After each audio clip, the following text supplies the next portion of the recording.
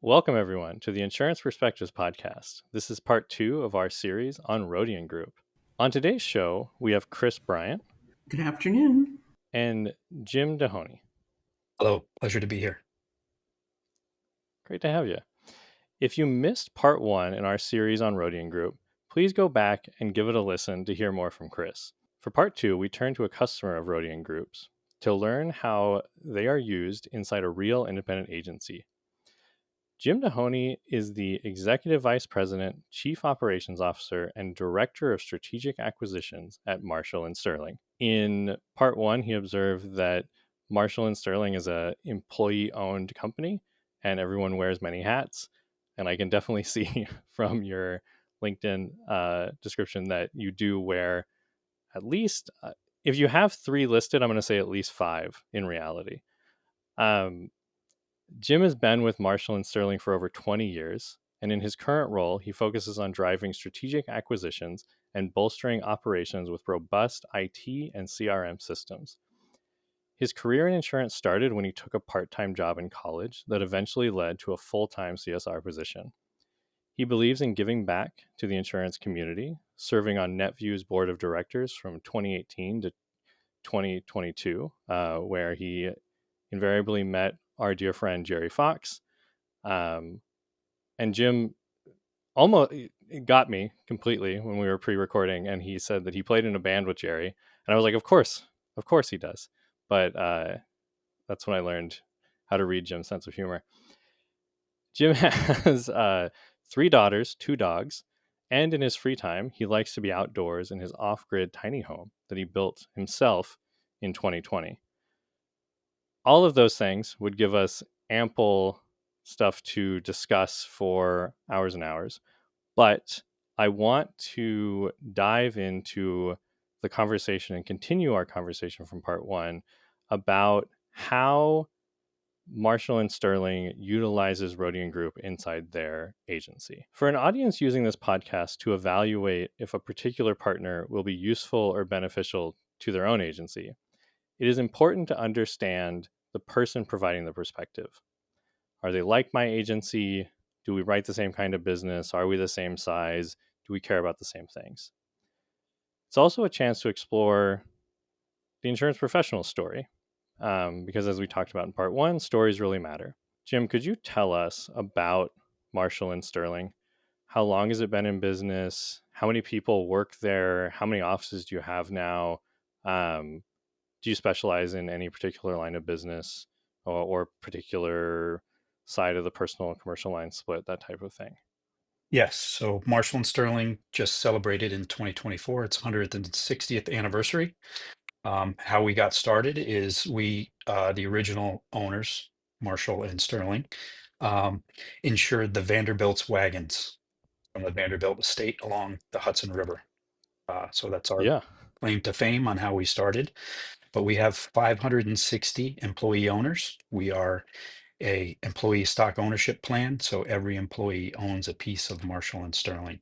We've been an ESOP since 1977, and we give each staff member 15% of their salary in company stock without Wow. any additional money coming out from their pay. That's given to them Mm-hmm. directly, and that is set up as a qualified retirement program. So when they leave, they start a payout schedule and they get paid out. So we paid out 125 million in retirement benefits to our staff. And I Wow. think it makes us a little bit different than other agencies because every employee has skin in the game. So Yeah. it sets us apart. As I said, we have 560 employees. 100 of those are in the U.S. Virgin Islands. We're the largest agency Hmm. in the U.S. Caribbean, with offices in St. Thomas, St. John, and St. Croix. And we're mainly concentrated in the Northeast, but we do have offices in Virginia, Florida, Wisconsin, California, and Michigan as well.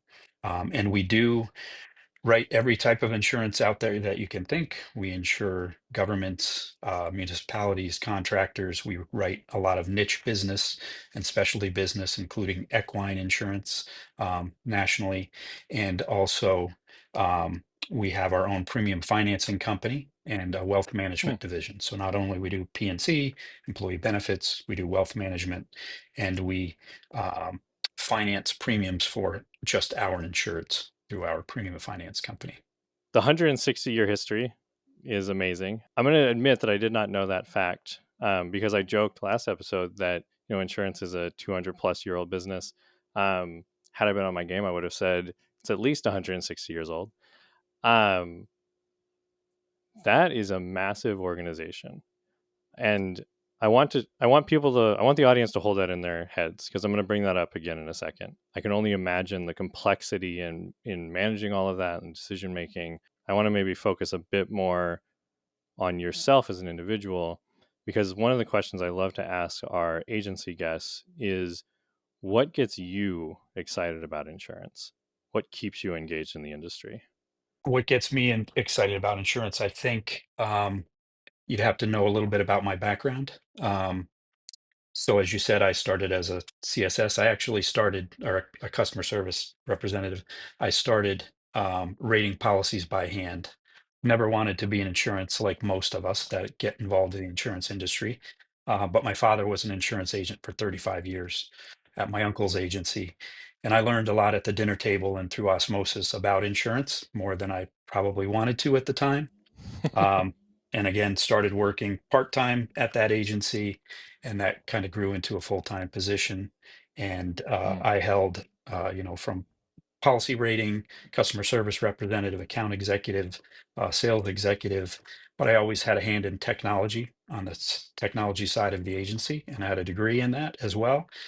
mm, So I when we were acquired by Marshall+Sterling. So I came as through an gotcha. acquisition many years ago, and then I moved to Marshall+Sterling's corporate headquarters to bring all their in-house or their outsourced IT services back in-house, and to create Gotcha. a environment where we could grow more rapidly through acquisition. So for the Mm, last 30 years, I've been involved in every acquisition in Marshall+Sterling. And 5 years ago, I became the director of strategic acquisitions, doing everything from start to finish in making those deals, dealing with contracts and closing. So, um, and also I act as our insurance agency or insurance agent for our corporations. So I oh, gotcha. still maintain my knowledge and keep up to date Yeah. on that. What gets me excited is in insurance, it's something different every day. You know, some people may, oh, that's a boring job, it's mundane, but you're dealing with many different situations, many different people. And one other thing that gets me excited is the age of the average insurance agent, even 5 years ago was much higher. Mm, And mm-hmm, now we're finally getting to a point where we're making it more attractive for the younger generations to come into the mm-hmm. industry. And we're finally seeing some fresh faces, some new blood, fresh ideas. And it's an exciting time, I think, probably more so than any time I've been involved in the industry, because we're actually seeing many different people and a much more diverse um, base of employees coming into the industry and making a difference for our clients. Yeah, absolutely. The joke I often hear around the office is, you're either born into insurance, or you take a part-time job and it becomes your career. It sounds like you got it from both sides, where it was both hereditary and your initial career and job. I think that's amazing. I really appreciate you sharing that history. Boy, there's so much that I would love to dissect there. But for our audience, I want to get into the kind of brass tacks about how you went about bringing on Rhodian Group, um, to help, because you mentioned in the background that, when you came into the corporate side of Marshall+Sterling, it was to bring it sounds like it was to bring IT in house, whereas Rhodian Group would be an outside service provider helping with IT. Um, so that sets the stage for my first question. Um, because many agencies are aware of like a struggle or a hurdle they're facing, but they might not be aware that there's a partner out there that can help with that solution. Um, and I want to maybe uncover the pain point that you were experiencing or that you were seeing Marshall and Sterling experience that was kind of brought you to bringing in Rhodian Group. Um, so, what were you looking for when you first encountered Rhodian Group to help the agency? So when I said I was hired to bring all of these outsourced services back in-house, it was with the goal of growing at a more rapid pace because we do grow our value for our employee owners, not only through acquisition, but um, organic growth as well. But those acquisitions, we needed to integrate them faster. We needed to get them working on the same set of systems and the same workflows to be more consistent and get the most benefit out of those acquisitions. 30 years ago, we're using cloud-based desktops before that term was Mm, even coined. So we actually, when we would buy an agency, we would put them on a timeline where we would get them on our systems, take all their data out of their locations, put them in our data centers, mm, and give them remote desktop access to that data. So we mm-hmm, found that we could integrate them much faster that way, get them all talking, even though the internet was still on dial-up back then. Um, sure. and in its infancy. But as you can imagine, our data centers grew, the management of those grew, the time that it took and the staff that it took to manage them, and took them away from Mm, other things that could help us with our integrations and um, keeping our data safe. Um, mm-hmm, that grew into a lot of time and weekends and mm, after hours. So I had been looking for years for a partner that could give us a close to turnkey solution that would include data protection, security, remote access, and other features as well. And it didn't exist. Either mm-hmm, someone we would talk to, yes, we'll give you access, a cloud-based system that you can spin up servers mm-hmm. and get desktops, but we're not going to pay for the licensing. You got to deal with a Microsoft contract or something else Yeah. separately. We wanted as close as we could get to that, and as I Mm, said, we looked far and wide, and until we came to Rhodian, we mm-hmm, didn't see that solution. And we wanted to have a one-stop shop and a fixed price that we knew. So as we grew, we could know what our expenses would be ahead of time. We didn't have to yeah. build in for capacity in our data centers and absorb that cost. And then if we didn't use it, it just went, you know, unused, Mm-hmm, and we spent a lot of money for nothing. Um, but we were tired of the forklift upgrades. We were tired of uh, the management and after hours work, and we wanted a partner. And luckily, we found Rhodian. yeah. And I think there are a lot of businesses that should internalize what you just said because I think it illustrates a perspective of yes, we can do this by hand, but at what expense to time as a resource, cash as a resource, because experts can be very useful in saying like, okay, I don't have to worry about scaling these data centers. I don't have to worry about maintaining this equipment on an upgrade schedule. Like I can bring in a professional that specializes in it and let them take over. And then you gain back time and efficiency in your day. I hope that our audience, as they listen to this, isn't tuning out because of the scale of Marshall and Sterling. I think that the problems you encountered, an agency of three would have the same problem if they're trying to solve technology, and it's starting to take up more time than they can give it. And I also think that type of pain point analysis is beneficial to a business of any size, where it's like, okay, we can do this. I can do this by hand, but do I need to be doing it by hand? Is there an expert I can bring on that for either the same cost but less time, or significantly less cost or significantly less time that there is a cost savings, because it's opportunity cost. You know, what could you be doing with that time otherwise? I think that factors in a lot. Some partners provide an expansive, feature-rich service menu. Others have a focus, powerful tools or utilities they can bring to bear. We want to consciously focus on specific changes within the agency empowered by the partner. There was a world before working with the partner and a world after. How are those things different? That's what we want to explore in this next question. So, Jim, for Marshall+Sterling, what can you do now with the Rhodian Group that you couldn't do before you brought them on? What we couldn't do is concentrate on knowing what our costs would be, um, Mm, and project them out, because um, we did want to have a fixed cost. Get a fixed cost down per user was hard to do that running your own data centers, having to deal with contracts with multiple hardware vendors, forklift upgrades, as I said, and yeah.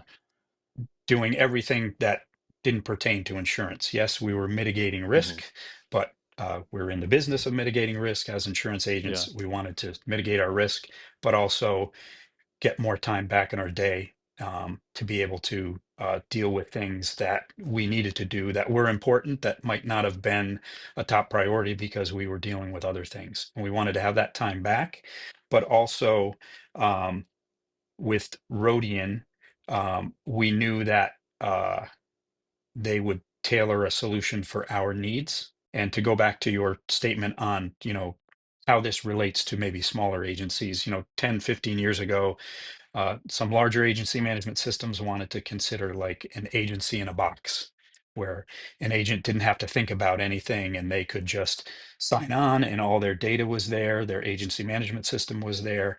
Um, the problem was is there's a lot that goes into that, and there's a lot of professional knowledge that you need to do that, and it kind of took away from an agency management system's goals and their desires compared to a smaller agency. The beauty of Rhodian is it doesn't matter how many people you have, they're giving you a solution, and they have the professionals that understand agency management systems, technology, the other software that you need to run a business.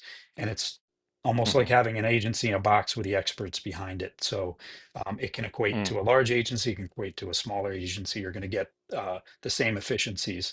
And some of the things that we've been able to do, we've been a partner of Rhodian's. We started at the end of 2017, getting our systems ready mm, to migrate over from our data centers, and went live in June of 2018. Thank God we did, mm. because COVID hit in 2020. Yeah. And in the past, we did not have any hourly employees with the ability to work remotely. So within Mm. 2 weeks, we had 350 laptops configured and turned up 350 additional remote access desktops for those Wow. employees. So um, we were able to continue business and not miss a beat when all of our offices had to close down. I think that there were a lot of businesses that were caught totally unprepared, but it really sounds like because you had done the upfront investment in making sure that your process was scalable, you had a partner in place that could really help you meet that need. I want to give Chris an opportunity because to chime in here for Rhodian Group. Do you have a preference, or is Rhodian Group available for any scale of agency? We have agencies with two employees. We have agencies like Marshall and Sterling with over 500. So we play on all ends and everything in between. So if an agency has a need, then we'd like to talk. Excellent. I I knew that was the case, but I wanted to make sure that agencies weren't running in fear of being like, "Whoa, I'm not that big yet. I how could I benefit from their service?" I think that scalability means that from 1 to 500, there is an applicable use of the service. And it definitely sounds like Rhodian can help at each stage in the process, and especially helping an agency go from 1 to 500 over the course of their business life. Exactly. We're in for the long haul, so we'll be there. Excellent. As with question 4 for partners that we asked in part 1, our podcast is a dialogue. So, in fair play for the partner having an opportunity to illuminate something challenging in working with independent agents, we welcome the independent agent representative, Jim, here, to provide constructive feedback on an aspect of the partner they'd like to change if they could. My caveat is always price is the boring answer. Um, because we know that if we gave a client the opportunity to say, what would you change about insurance? Their first go would be premium. So if we set that aside, Jim, what is one thing you would change about Rhodian Group if you could?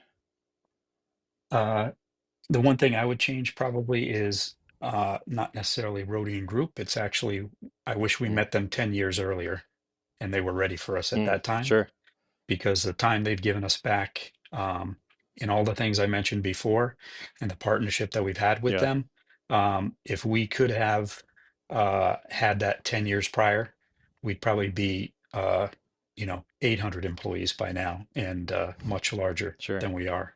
Um, because now we're able to concentrate on the things that are important to our business. Not that technology is Hmm. not important, but sometimes it gets in the Yeah. way, especially with smaller Hmm. agencies. We're really have been made up over the years of a collection of smaller agencies, and Hmm.